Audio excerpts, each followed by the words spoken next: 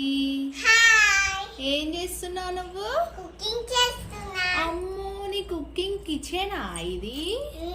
Wow, ఎవరు కొనిచ్చారు? నానమ్మ. అమ్మో, చిన్న చిన్న బోలారా నీకు నచ్చిందా? పెద్ద పెద్ద మరి ఏం కర్రీ చేస్తున్నావు? అన్నం పెట్టినావా? రైస్? అమ్మో అమ్మో, ఫిల్టర్ కూడా వచ్చిందా రా? Wow, super. అప్పాలు చేసేదా? అమ్మో, అప్పాలు చేస్తావా అక్కి నువ్వు? పిజ్జా కూడా ఉంది. వావ్, యమ్మీ యమ్మీ పిజ్జా.